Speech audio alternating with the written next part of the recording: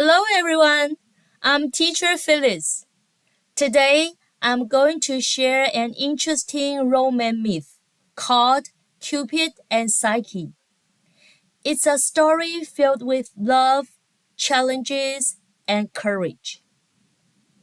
大家好，我是 teacher Phyllis. 今天我要跟大家分享一个罗马神话故事，叫做丘比特与赛姬。这是一个充满爱情、考验和勇气的故事。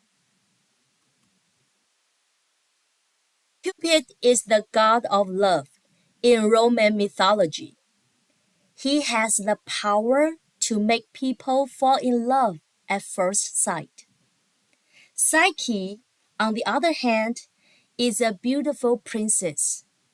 So beautiful that even Cupid falls deeply in love with her. But their love story isn't easy. Psyche faces many challenges, and she must overcome them to prove her love for Cupid. This story isn't just about love. It also teaches us about trust and how to overcome difficulties. 丘比特是罗马神话中的爱神，他拥有让人们一见钟情的能力，而赛姬则是一位美丽的公主，她的美貌让丘比特深深爱上了她。然而他们的爱情之路并不平坦，赛姬面临了许多挑战，他必须通过这些考验来证明自己对丘比特的爱。这个故事不仅仅讲述爱情，还告诉我们关于信任和如何克服困难的道理。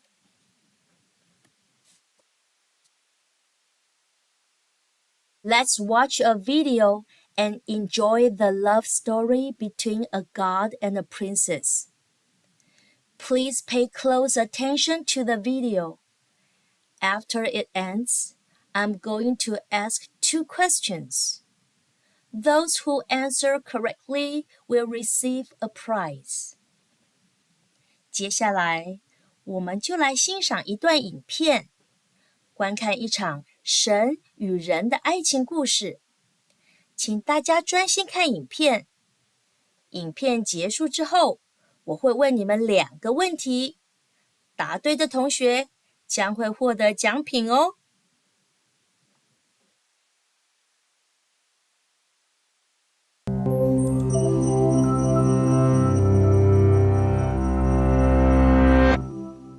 Beauty is a curse, Psyche thought, as she looked over the cliff's edge where she'd been abandoned by her father. She'd been born with a physical perfection so complete that she was worshipped as a new incarnation of Venus, the goddess of love. But real-life human lovers were too intimidated even to approach her. When her father asked for guidance from the oracle of Apollo, the god of light, reason, and prophecy, he was told to abandon his daughter on a rocky crag, where she would marry a cruel and savage, serpent-like winged evil. Alone on the crag, Psyche felt Zephyr, the west wind, gently lifting her into the air. It set her down before a palace.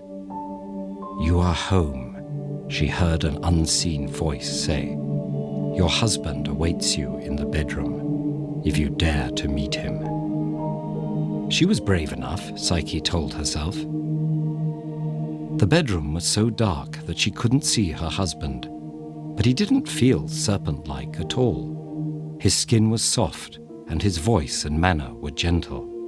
She asked him who he was, but he told her this was the one question he could never answer. If she loved him, she would not need to know. His visits continued night after night. Before long, Psyche was pregnant. She rejoiced, but was also conflicted. How could she raise her baby with a man she'd never seen? That night, Psyche approached her sleeping husband, holding an oil lamp. What she found was the god Cupid, who set gods and humans lusting after each other with the pinpricks of his arrows. Psyche dropped her lamp, burning Cupid with hot oil. He said he'd been in love with Psyche ever since his jealous mother, Venus, asked him to embarrass the young woman by pricking her with an arrow. But taken with Psyche's beauty, Cupid used the arrow on himself. He didn't believe, however, that gods and humans could love as equals. Now that she knew his true form, their hopes for happiness were dashed. So he flew away. Psyche was left in despair until the unseen voice returned and told her that it was indeed possible for her and Cupid to love each other as equals. Encouraged, she set out to find him. But Venus intercepted Psyche and said she and Cupid could only wed if she completed a series of impossible tasks. First, Psyche was told to sort a huge, messy pile of seeds in a single night. Just as she was abandoning hope, an ant colony took pity on her and helped with the work. Successfully passing the first trial, Psyche next had to bring Venus the fleece of the golden sheep, who had a reputation for disemboweling stray adventurers. But a river god showed her how to collect the fleece the sheep had snagged on briars, and she succeeded. Finally, Psyche had to travel to the underworld and convince Proserpina, queen of the dead, to put a drop of her beauty in a box for Venus. Once again, the unseen voice came to Psyche's aid. It told her to bring barley cakes for Cerberus, the guard dog to the underworld, and coins to pay the boatman Charon to ferry her across the river Styx. With her third and final task complete, Psyche returned to the land of the living. Just outside Venus's palace, she opened the box of Proserpina's beauty, hoping to keep some for herself. But the box was filled with sleep, not beauty, and Psyche collapsed in the road. Cupid, now recovered from his wounds, flew to his sleeping bride. He told her he'd been wrong and foolish. Her fearlessness in the face of the unknown proved that she was more than his equal. Cupid gave Psyche ambrosia, the nectar of the gods, making her immortal. Shortly after, Psyche bore their daughter. They named her Pleasure, and she, Cupid, and Psyche, whose name means soul, have been complicating people's love lives ever since.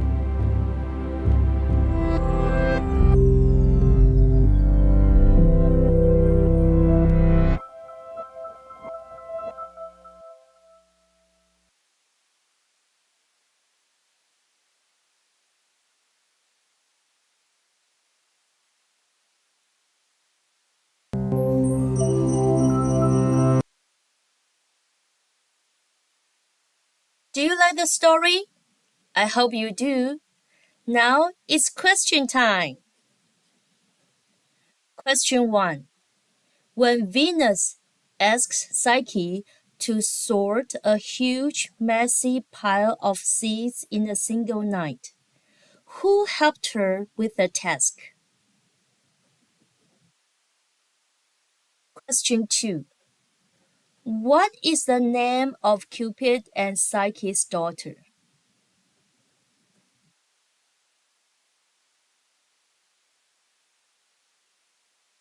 Did today's story spark your interest in Greek and Roman mythology? If you want to learn more about mythical characters and their adventures, you can visit the library to find some books and materials to read. The library has many exciting books about these myths that will help you explore the wonderful world of mythology. Remember, reading not only lets you discover interesting stories, but it also improves your English skills. So, The next time you have some free time, be sure to visit the library. 今天的故事是否让你们对希腊罗马神话产生了兴趣呢？如果你们想了解更多关于其他神话人物和他们的冒险故事，可以去图书馆找一些相关的书籍和资料来阅读。图书馆里有很多精彩的书籍，让你们能够进一步探索神话世界的奇妙。同学们，多阅读不仅可以了解更多有趣的故事，还能提升你们的英文能力哦。所以下次有空的时候，去图书馆寻宝吧。Okay, that's it for today. See you next time. Bye.